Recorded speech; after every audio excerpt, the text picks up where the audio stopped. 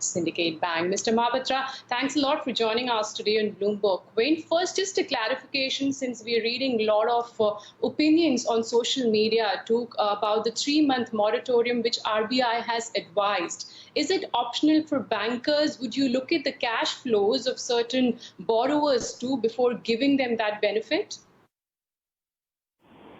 I don't think there is any examination of cash flow. At least for my bank, we have decided that we will be giving it simply straight away for the retail and MSME borrowers. Will be a straight exemption, and it will be a plain vanilla exemption based on request, because as we know, in the corporate sector, there could be a few people whose cash flows may not be totally constrained.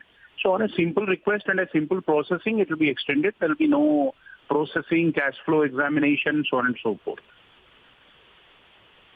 Right, Mr. Mahapatra, you said it will be a vanilla exemption for all the borrowers, irrespective of cash flows. Yes. Okay, and the other measures in terms of what RBI today announced, which will be resulting in injecting a lot of liquidity in the system, for example, cutting down on CRR and also 90 basis point cut on reverse repo, which we've not seen before. Do you think you will use that extra liquidity now, which will be at banks' hand, to lend out more? There are two kinds of liquidity. One, liquidity in which the banks will be coming as intermediaries or channelizing agencies for giving some kind of a accommodative finance to the corporates, which is in the form of what is called as TLTRO by the RBI, where if the investment grade corporates apply or float a bond issue, we can borrow under the TLTRO window, and provided mandatorily all these money that is taken from RBI has to be invested in investment grade corporate bonds, NCDs and CPs. So this is one area. Second is that, the CRR and other things which will release a general kind of a liquidity that has to be seen, because what will happen is that we will have to also keep it funded, the unpaid interest and term loan installments. So generally that would have added to the cash flow. That will no more be available for the next 3-month period. So that has to be funded. And there will be positive inflows through the CRR window and a few other liquidity measurements that RBI has announced. So we will have to see the net impact, and we will have to manage the liquidity in the bank.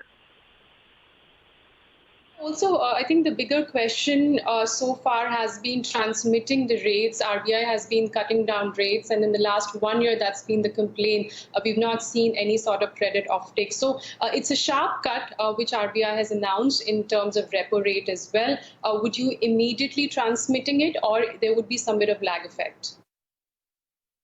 No, as you know, after the introduction of external benchmark linked prime rate, the rate cut transmission is instantaneous for those products and those borrowers whose loans are linked to EBLPR or EBLR, as the bank may be calling it. So those things, immediate transmission will happen. The second thing is related to loans which are benchmarked to MCLR. Now, MCLR, as you know, has a component of cost of the funds of the bank, in which there is the long-term deposits of the bank and other things. So we will have to figure it out, that because at this moment it may be difficult for reducing the interest rate on deposits, because this will send the wrong signal.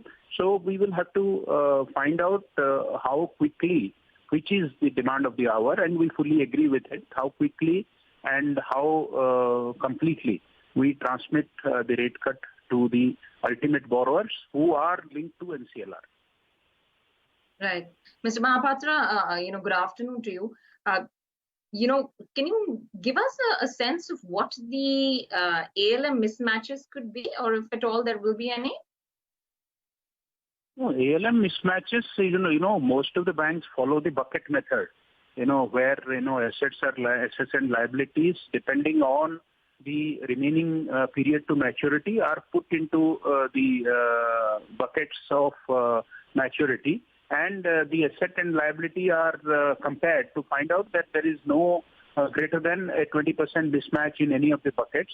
And there is also another thing which has been given some kind of a waiver, is that the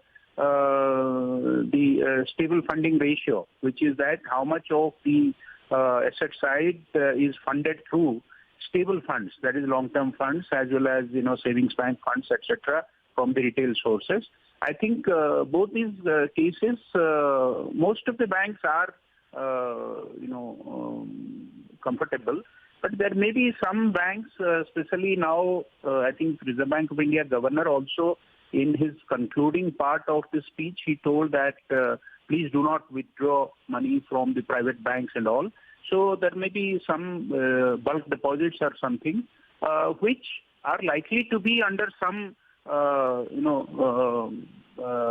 pressure of premature payment, because many of the corporates, if they had liquid funds, because they will have to sustain the liquidity of paying the wages, paying the regular electricity, etc. bills, while revenue may get deferred. There may be some pressure there, but otherwise I think the asset liability is managed on a continuous basis. There should be no issues in the near future. So what is the quantum of repayments at Syndicate Bank, do you think that would be in this 3-month moratorium period? The moratorium, we have made a back of the envelope calculation. It is coming to, because of moratorium, we will have to keep roughly around 22,000 crores of additional funding, because this is our regular inflow out of EMI payments and interest payments. Less, a little percentage of it is with delayed payment, which is again we keep funded, but that will be around 22,000 crore for my bank. Okay, that's the amount of repayments. Sir, would you be participating in the LTRO to invest in corporate bonds then? We keep on funding, but this will be a collaborative exercise between the relationship points, which are generally the corporate credit departments, because of this restriction, that unlike the earlier LTRO operations, where you can go and bid based on your own projections, here, whatever money you get out of the bidding, you will have to necessarily invest in the NCDs, the CPs, and the corporate bonds. So to that extent, one has to work on this. So we are assessing the demand from the demand pipeline from the corporates. Based on that, we will make a bid. Mr. Mahapatra, we'll leave it at that. Thanks much for taking the time out and being with us today and giving us your thoughts. Appreciate your time. Well, that's the view from Syndicate Bank. As we